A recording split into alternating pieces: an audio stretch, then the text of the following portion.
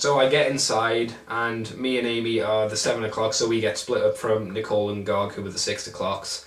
And I find out I didn't have my little sheet that said what time I needed to pick up my stuff, so Amy gave me hers. Like I said, it didn't matter because it didn't have any name on, and she used her iPad, which was cool of her to do. And actually that was actually cooler because she had an iPad with all of the information just slapped on there, which I thought was kind of neat. I finally found a use for the iPad, not that I have one or plan to get one because they're hella expensive, but she was having fun playing with that. Excuse me. Inside the toy lineup. Oh, that's right. Yeah, sorry. Like I say, I've got these notes down. Inside the toy lineup, this is once we actually got inside the second line area, because you had to line up in your time slot areas, and then once your time slot was free to go in, you were able to move into the the A to Z lines, you know, each letter grouped together. So A, B had their own line. These are for the last names, sorry. So if your last name was A to B, you went to this line, C to this line, and you know, it went down like that. So we got into this part of the room, which was the final stage before getting the box set. My God, I'm tripping over my words like hell. This probably won't turn out good, but I don't care. So we got there. I took quick footage just to show you that area, and I will say that it was funny because I think G to whatever letter it was, obviously a lot of people have last names apparently from G to whatever the last, I think G to L, yeah, because I was next to that and there was M to Q or something weird like that. They had obviously the longest line, and they had possibly the worst person doing the sorting out of stuff. I know these are all volunteers, but she was particularly terrible at what she was doing. She took a long time. Like when me and Amy got in, it was around probably 7 o'clock, which was when our pickup time was meant to be, and there was still a huge line of 6 o'clockers still waiting to kind of get moved through and get their stuff, which was, I kind of felt bad for that. But I'll show you the two clips. Because the next clip straight after that is Amy had previously said, "Andy, I hope you die in a fire." I didn't get a chance to record that, so then I recorded the reaction of me going, "Oh God, Amy, why do you want me to die in a fire?" And of course she denies it. That's Amy's way. She'll insult you to your face, but on camera she wouldn't do it, so, you know. She will attest that that didn't happen and that I'm making up stuff and I'm lying. But why would I do that? Why would I do that for the lols? Who knows? So let's enjoy those little clips and see Amy as she flails in the wind of truth as I blow the gales of truth at her, and she falters under the banners of lies. Look at the clip. Let one go, pay for half of what you have. Yeah. Let two go, you just pay for the one you got.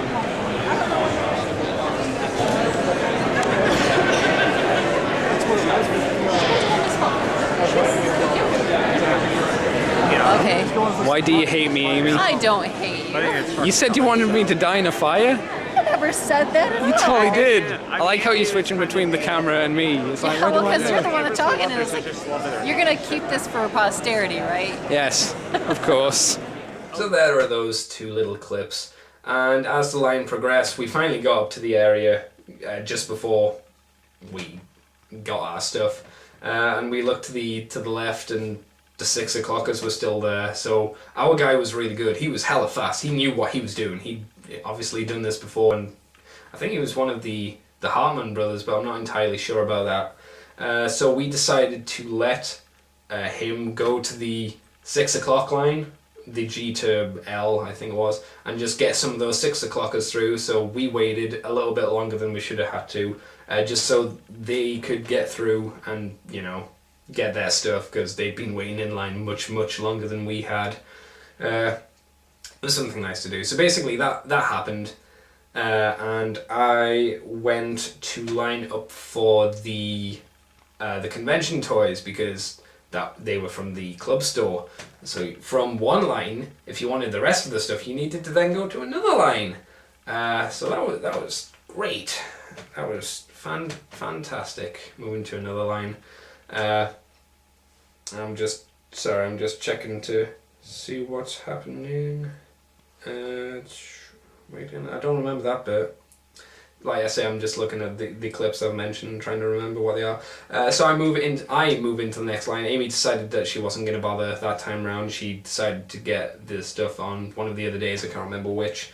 I moved across to that line and I met up with a giant freak of nature, Eros Swan. I think it's Eros Swan. I know it's Eros. I don't know if it's whatever. Also saw Moon and Alex. I saw Alex in the distance, but I got some footage of him talking to people, and it was good to finally meet those guys. Like I say, Eros is a big motherfucker, and Moon apparently was worried that I didn't like him, which wasn't true. And I saw Alex's Jazz Santis video, and he seemed kind of pleased that I didn't hate him, which I thought was weird, because I'm just Andy. I'm just sticking you on video now, out of the blue. No timing, no nothing there.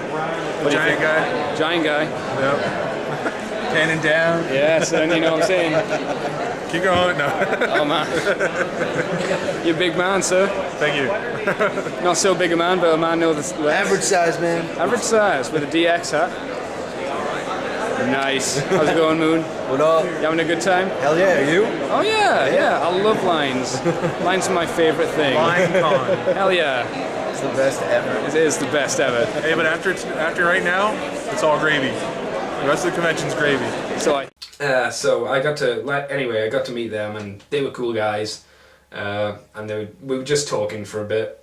And the next crazy footage I've got is as I was coming out and going into the line, I saw this man look angry at me, and I was like, oh, okay, this guy looks like he wants to start Rumble, so I started filming him, and it was Vangelis, as it always is. He's always causing trouble, that guy.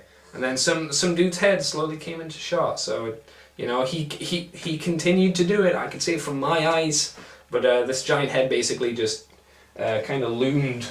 Imagine if I was talking to you through the camera. I am talking to you through the camera. Imagine that this just kind of happened, and that was pretty much how it went down, unfortunately. He did continue to do it for a bit, but I decided to let the matter lie and move on as the bigger man that I am, height-wise, because I'm taller than him. So there you go. So from that point, I'll mention this bit as well. I see Alex comes over. You've seen his footage of me talking, I think at the beginning of his Thursday to Friday video. Oh god, I'm sorry. I hate talking in my videos, hence why I don't rewatch these for the most part, because it hurts. Or I do, but I usually turn the sound off if possible, because I hate seeing myself and hearing my voice, oddly enough. So we had a little chat, and Alex is a hella cool dude. I like him a lot. Good man. One bit of footage I don't have, which I'm going to mention before I move on. Before I show those two clips at the very least.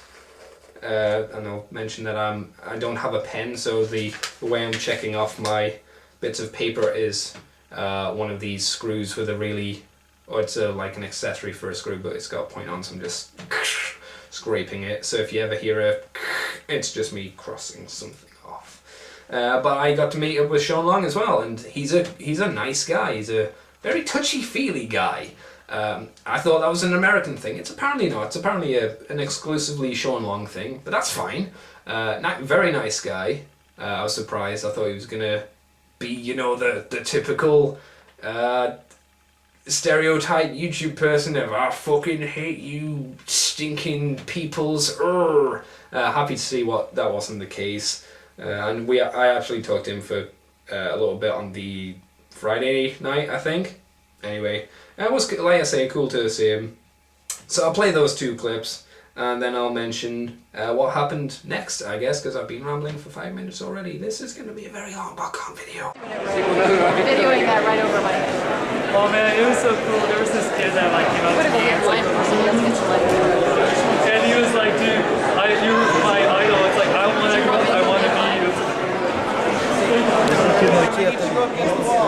Oh, son, we need to go against the wall. Go against the wall. That's what she said. That's what she's. You know what I'm saying, buddy? Yeah. Oh, man. How's it going, man? Going. I just knocked my box set over. Yeah, you did. Look I at can see you right there. Oh, man. Almost fell over. So you kind of buying everything in the. No. I got like no money now, but you're British. You're supposed to. I've got like pull, you know what I'm saying? I've got a little cuddly Cthulhu coming to me as well. Oh wow. I love to worship the God from below, you know what I'm saying? Nice. The God from below.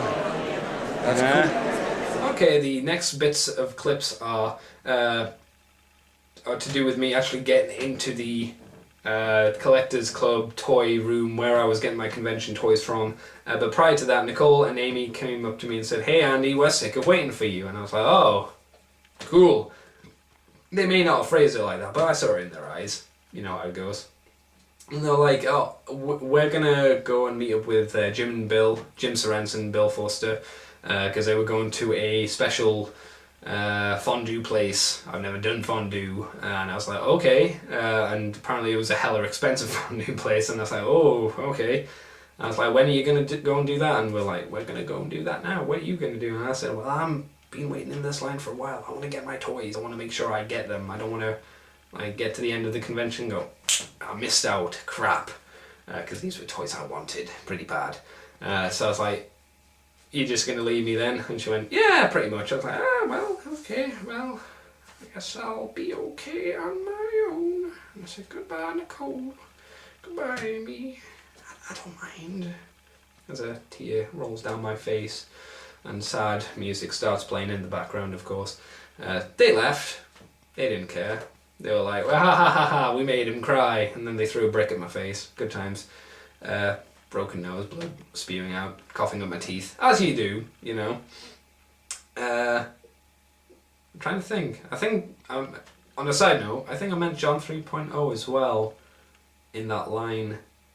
But I'm not entirely sure. I know I have a picture of me, him, and Amy together, but I can't really remember when that was, so doesn't matter.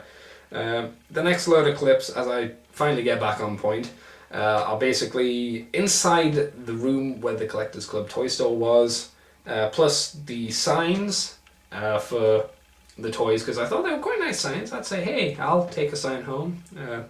They didn't want me to. I thought it was a bit, you know, judgmental. And of course, as I got closer to the table, I've got some footage of the actual stuff they were selling. Because there were two lines. There was just the pay with cash line for the convention toys, and then there was everything else. And that was pay with card, I think. Anything else you wanted from the store. And then I'll tell you about these problems with the store as well now. Basically, if you wanted to buy, I think what was happening was sellers, stinky sellers, which again I'll get onto later, were going in and going, "Hey, it's Lugnut. Reveal the Shield Lugnut. Oh, hey, it's Reveal the Shield Windcharger. I'm gonna buy all of them and jack up the price." So I think what had happened is at some point someone had pushed it too far, and the guys at the store had gone, "Right, okay, well, we're gonna change this." Fortunately, they changed it for everyone. So what they did was, if you wanted to get the Windcharger, you needed to buy a case of the Scouts that Windcharger was a part of, which I can't remember which those were. So if you wanted one figure, you needed to buy 6, and you may have had those 6.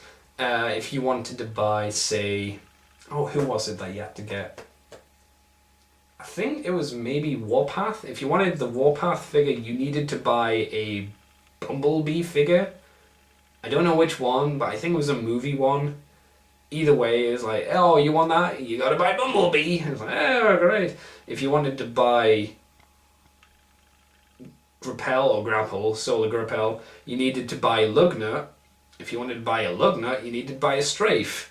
I think that's how it worked. I can't really remember. I just remember hearing people complain about it and be like, that is a legitimate complaint.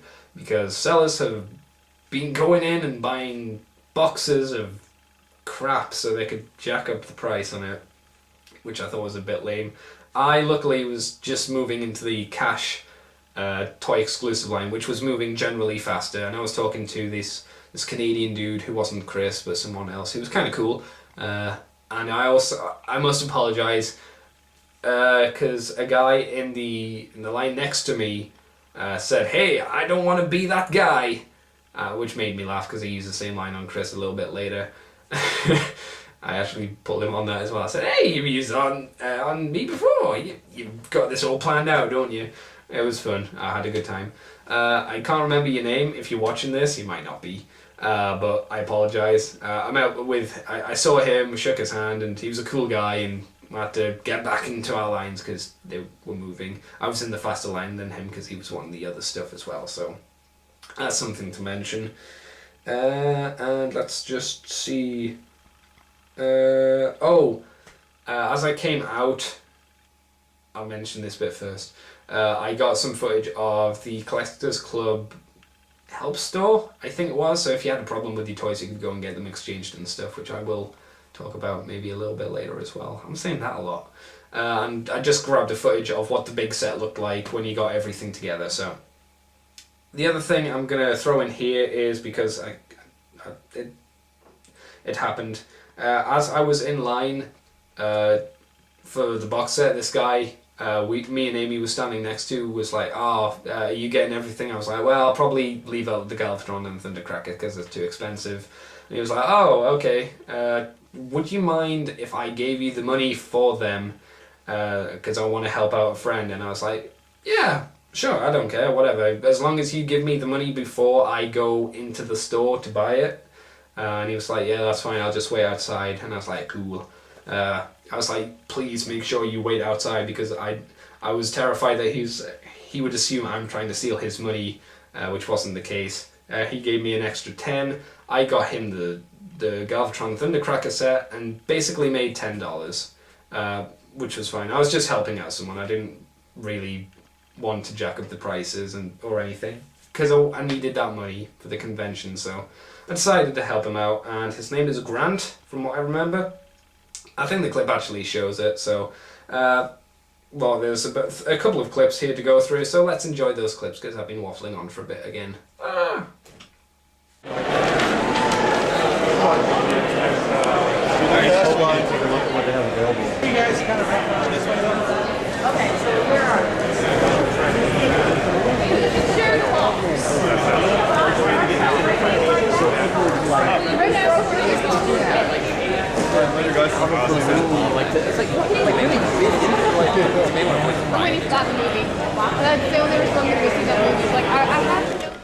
Hey, did you notice the Thundercracker has no faction symbols on the wings? Really? Which I find kind of odd. Oh yeah. Yeah, I don't know. Maybe. So I guess you can put it in your Shattered Glass set or your G2 set, whatever logo you want to slap on them. So if you just want to say your name on the camera. My name's Grant. This is Grant, bro. I'm helping out. Grant D on most of the boards. Yeah, you should. Not that I'm ever actually on them very much. Still, you should respect this man. He's a good guy. Oh yeah. And so is Andrew. What? Cobra Commander? TFW. I like how you have to look at my badge. I like this guy, Andy. He's cool. I didn't learn your handle name. No. So I can't go online and Google Andrew and find. That's true. So, well, you could. You'd have a hard time. You are a YouTube celebrity, according to that other guy in line. Yeah. Whatever. So once I got my toys finally, I headed out, lost, thinking, okay, I don't have a mobile phone that would work in America, even if I did have a mobile phone with me at the time. What do I do now? So I was like wondering, going, oh god, I'm lost and alone because of Nicole leaving me here. Oh, that's not good. Don't know what that was. Nice. So I headed into the place where they were giving out the Botcon sets again, and was like, okay, what do I do? And I saw Chris and Seth still in the line. This was around 9 o'clock or later, probably later. And I thought to myself, okay, well, Chris at the very least has a mobile phone that works. I will wait until he comes out of the line so I can say, hey Chris, can you phone Nicole or somebody so I can not, sleep on the streets tonight. So the next clip is basically me talking about the desert of people, which didn't really make sense. And I'll apologise now because I remember that bit of footage. I meant to show how many people are still there, but I think I was lazy at the time, and I show you the floor instead. But there was still a lot of people lined up for these Botcon sets, so I just thought I should mention that because otherwise it wouldn't make any sense. Then I actually saw Izza, and she came up to me, and I was like, oh my god, she remembers who I am. That's kind of cool. And we had a little chat, and then I'll mention this bit now actually. Brian Savage comes out and he goes, well guys, in Texas accent, I'm not going to try it. He comes out and he goes, well, we know you're sick of being here, so what we're going to do is the toy store is closed where you're going to pick up your convention stuff, and you're going to get a wristband. And this pissed off Chris, because, you know, and most people I would imagine, because they were waiting a long time for their stuff and were basically screwed out. So basically, which was strange because apparently 2 years ago when it was previously in Pasadena, they were like open until 1 o'clock in the morning to make sure everybody got all the stuff, and this time they were just waiting until 9 or 10 and then were like, that's it, game over, which I thought was a little bit sucky. But I got my stuff, so I rubbed it in Chris's face as every, you know, normal self-respecting man would do. The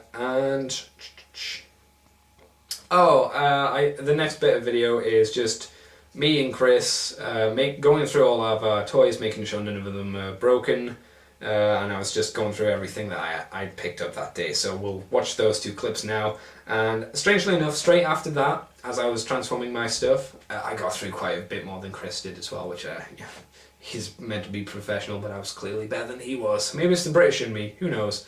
I got most of my stuff transformed, and then the lady came up and said, oh, it's time for everybody to leave the Pasadena Convention Center. So the theory was that the reason the toy store closed down was because the convention center was closing down, and Brian for some reason didn't throw them under the bus and say, well, it's them, they're wanting to get us out.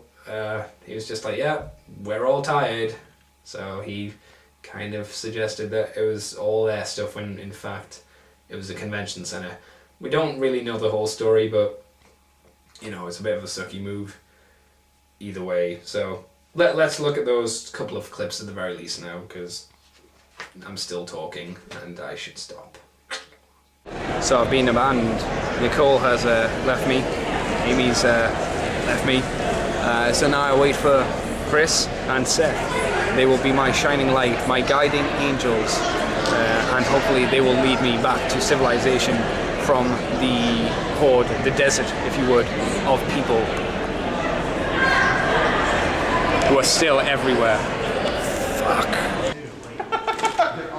So hey, I don't know if you know this, but I got some junk today. I got Boxatron full of peoples and whatnot. I got Plastic Bagotron full of green and black. I love that guy. Got Paperbot. He's full of paper and tiny cards with sticky stuff on. Liking Andy's video. I feel I'm being watched from somewhere. Oh god, now we're doing this video masturbation thing. I do this every day. I'll pull it away. I'll let you think about it. I got like Magnet Man. I love Magnet Man. He's great. I've got the best one of all, Yellowtron. It's from Hall of Fame. And Badgebot. Oh, and I got some other junk as well, but no one cares about this, so I don't know. I didn't get this though. He got that. You know what I got? What do you I get? get to wear a badge while I sleep. Sorry, not a badge, a wrist bracelet while I sleep, like Man, like some kind of political prisoner stuck in a ditch. It looks pretty tribal though, you know? This is like if I try to take it off, it's gonna start beeping. And it's gonna be all like, and then I'm gonna be all like, no. And That's then not like good. Brian Savage will just come in through my hotel room window. Like, put that back on. Now we move on to basically a random story from Chris, which was kind of funny. I don't know, maybe you'll like it, maybe you won't, either way. And then straight after that, I was still going through all my toys. I got up to Sideswipe and people were like, wow, his face is kind of messed up. I was like, yeah, I kind of like it. It looks like he's screaming. And so I can't remember who it was, but someone put it into a, well, you'll see what kind of pose it is. And I decided to get some footage of it because, hell, it was my toy. And I was, you know, wanted to make sure I got it done. So that was pretty much that night sorted with, I think, which was Friday? No, Thursday. Oh god, I really can't remember. Either way, that first day was over and done with. There was a crap ton of lines, there was so much waiting. I can see why people are like, that first day of Botcon is not desperately fun, because you were just not doing anything for a long time. You were waiting in line and I totally got that. So basically, when we go back to our hotel room, I died and went to comatose state, basically, which is pretty much where this part of the story ends for day 1 of my Botcon journey. So, day 2 will roll around after these messages, even though they're not messages, they're video clips.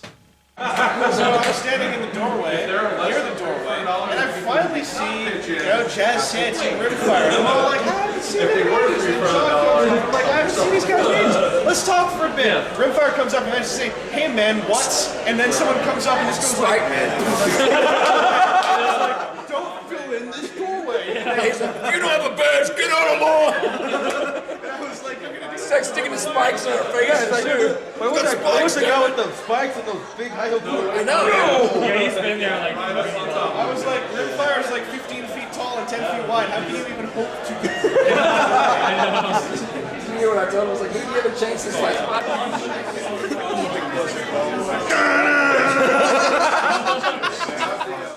No.